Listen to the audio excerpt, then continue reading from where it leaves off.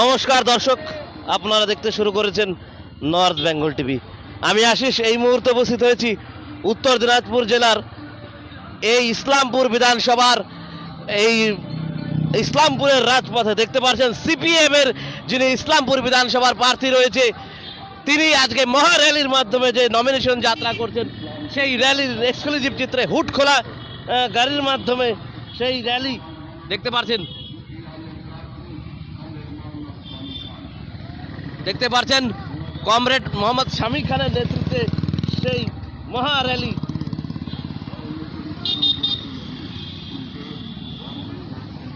একটু সাইডে দাঁড়া করতো, হ্যাঁ না সাইডে চল, সাইডে।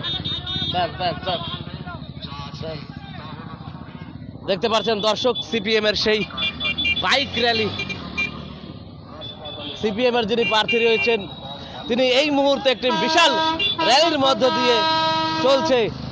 তিনি হাত নাড়িয়ে সংবর্ধন করছে। আমরা দেখতে পাচ্ছেন যে ইসলামপুর বিধানসভার সিপিএম এর যিনি প্রার্থী রয়েছেন, তিনি এই মুহূর্তে ইসলামপুরের রাজপথে র্যালি করে প্রার্থী করার র্যালি করে চলছেন, এবং তারই এক্সক্লুসিভ চিত্র আপনারা সরাসরি দেখতে পাচ্ছেন নর্থ বেঙ্গল টিভির পর্দায়।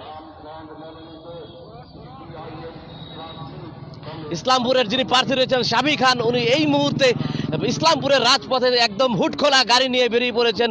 যে ইসলামপুরের যিনি প্রার্থী, উনি এই মুহূর্তে ইসলামপুরের রাজপথে একদম সাধারণ সিপিএম এর কর্মী সমর্থক নিয়ে, তারই এক্সক্লুসিভ চিত্র আপনারা সরাসরি নর্থ বেঙ্গল টিভির পর্দায়।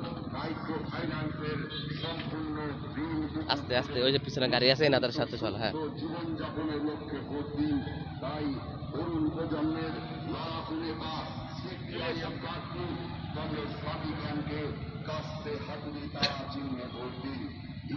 আস্তে আস্তে।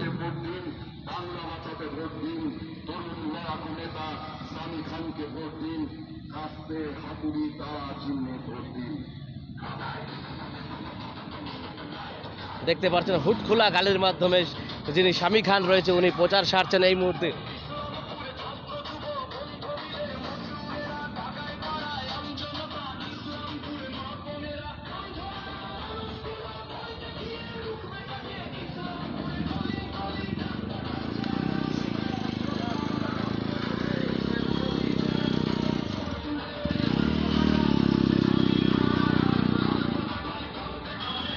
এটা একসাথে করলে বাইক চালানো হইব।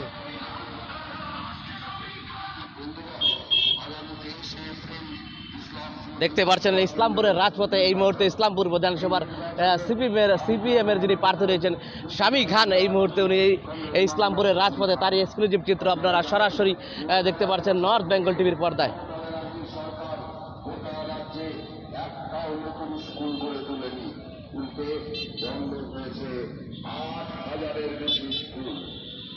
শিক্ষক নেই, কলেজের ছাত্রছাত্রীদের বোঝবার মতো জায়গা নেই, সরকারি চাকরি নেই, যা আছে তা হল চুরি, দুর্নীতি, ঘুষ আর কাটমানি।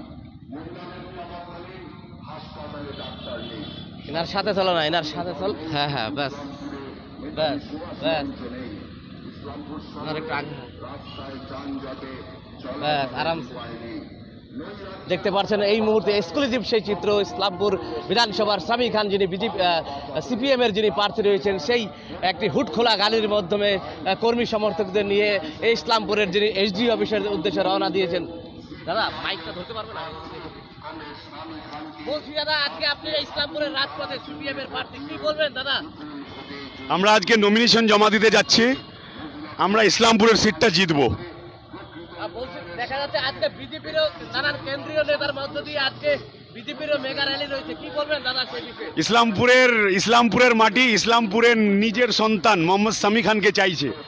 কেন্দ্রীয় হোক বা ইন্টারন্যাশনাল, বাইরের থেকে কোনো ভাড়া করা নেতাকে ইসলামপুরের মানুষ মানবে না। ইসলামপুরের মানুষ এবার ভেবে নিয়েছে, তারা ভোট দিবে মোহাম্মদ শামী খানকে। তারা চাইছে এখানকার সুবিধা অসুবিধা যেই লোক বুঝবে, এখানকার মানুষের সমস্যা যেই মানুষ বুঝবে, তাকে তারা ভোট দিবে। তাই আমরাই জিতবো, যেখান থেকে লোক আনুক, নো ফ্যাক্টর। রাজনৈতিকভাবে আপনারা তো সিপিএম এবং তৃণমূল এবং বিজেপিকে দুটো দলকেই আক্রমণ করেন, কি এজেন্ডা থাকবে আপনাদের? দুটাই একই দল, দুটাই আরএসএস এর হেডকোয়ার্টার নাগপুর থেকে পরিচালিত হয়। যার তৃণমূল তাই আর বিজেপি তাই ওটাকে আমরা বিজেমূল বলি।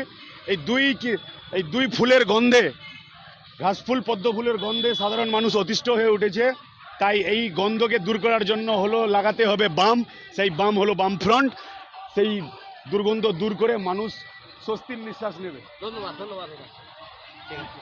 দেখতে পাচ্ছেন দর্শক, আমরা এই মুহূর্তে সিপিএম এর যিনি প্রার্থী ছিলেন সামি খান, ওনার সঙ্গে সরাসরি কথা বললাম।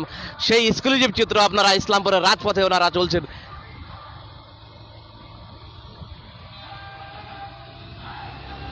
তারা আসতে